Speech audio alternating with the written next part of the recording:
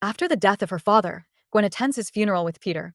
As they leave, Gwen says if not for Spider-Man, her father would be alive, which makes Peter fear what would happen if Gwen ever found out that he is Spider-Man. On the ride home, Gwen tears up, proclaiming that she will hate Spider-Man forever, and whether he meant to or not, he killed her father. Peter starts to protest, but stops, as he has no words.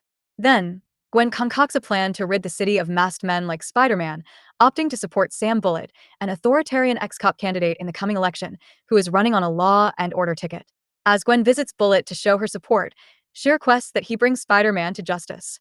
Bullet says he's all about law and order, and he's never supported bleeding heart do-gooders. Declaring he is at war with left-wing anarchists, he promises to bring Spider-Man to justice. Then Gwen leaves, voicing her support and thanking Bullet for agreeing to help her.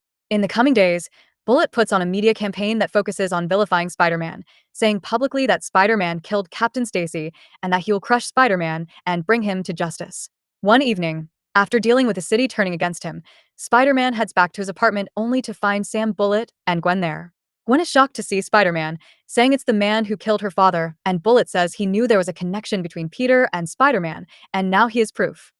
Thinking quickly, Peter grabs Gwen and jumps out the window in an attempt to ensure she and Sam Bullet do not suspect his true identity. As Gwen demands he let her go, Peter claims he tracked her down to tell her that her father's death was an accident and he's no killer. But Gwen calls Peter a mass murderer and says he'll be brought to justice with men like Sam Bullet around. Peter brings Gwen to a nearby rooftop, and as he tries to explain, Iceman interrupts to fight him in an attempt to bring Spider-Man to justice. Gwen warns Iceman to be careful, as Spider-Man is a killer and he may kill again. But Peter escapes and Iceman returns Gwen back to Sam Bullet.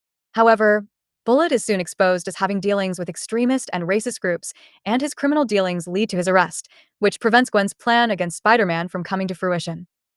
As time passes, Gwen starts to doubt that Peter really loves her, as ever since Spider-Man killed her father, Peter has been acting strangely, and she hardly ever sees him.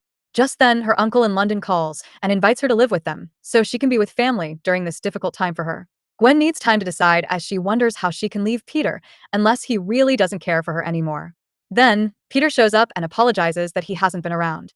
But Gwen tells Peter about her uncle's offer, claiming that she is to go to London, as there is nothing keeping her in New York. Alarmed that he will lose Gwen, Peter kisses her, saying he wants her to stay and that he loves her. Gwen responds that she loves Peter too, even more than her hatred of Spider-Man. Gwen's words shock Peter so much that he backs off, saying he can't ask her to stay with him. He has no right.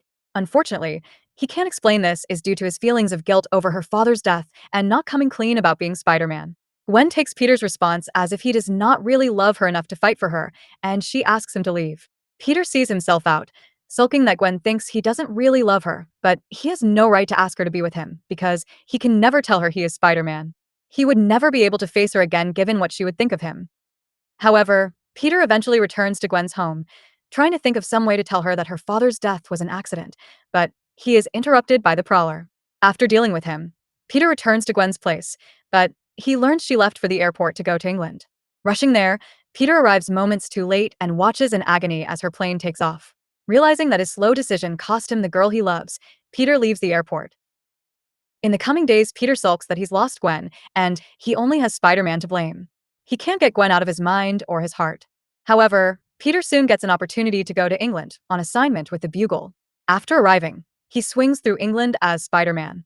Unfortunately, Gwen sees him while peering out the window, which causes her to faint in terror as she thinks, after killing her father, Spider-Man traveled to England to get her. Unfortunately, when news breaks out about Spider-Man's appearance in England, he realizes he can't see Gwen as Peter because she would suspect his true identity. Meanwhile, Gwen awakes, as her uncle says the local news is framing Spider-Man as a hero, which confuses Gwen on what to think about him. Then her thoughts turn to Peter and how she had hoped he loved her enough to come after her, but she guesses she was wrong about him. While Peter returns to New York, Gwen is missing Peter in London, and she realizes her uncle's place is no replacement for her home. She thinks that maybe she pressured Peter too much to commit to her and scared him away. She also realizes that she let her hatred of Spider-Man affect the way she felt about Peter. Realizing that moving to England was a mistake, Gwen thinks maybe there is a chance to set things right. Some time later, Peter walks the streets feeling down in the dumps, but he looks up as he hears Gwen's voice. Seeing Gwen standing there, Peter is unable to believe his good fortune. Then, he hugs and kisses Gwen as she lets him know that she has returned for him. As Peter walks down the street with Gwen, he realizes she hasn't mentioned Spider Man. Likewise, Peter decides to pretend Spider Man doesn't exist while around Gwen so that it doesn't come between them again. Peter checks if Gwen is happy, and she confirms she is. He then discusses taking their relationship to the next level while flirting with Gwen and kissing her. Later, Peter decides he must come clean and tell Gwen he is broke and can't take her out anywhere nice. But Gwen says she had no plans to go out. She cooked dinner for them so they can spend the evening together. Days later, Peter swings around the city and thinks of Gwen. He recognizes that he wants to marry her, but even though she doesn't talk about it anymore, she still blames Spider Man for her father's death.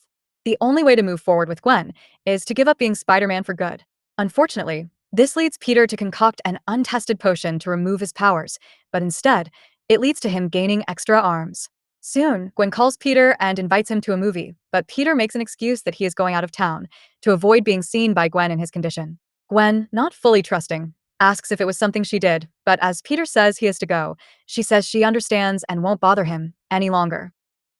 2 days later, Gwen contemplates the phone call and how rude Peter was, but it doesn't mean he doesn't love her anymore.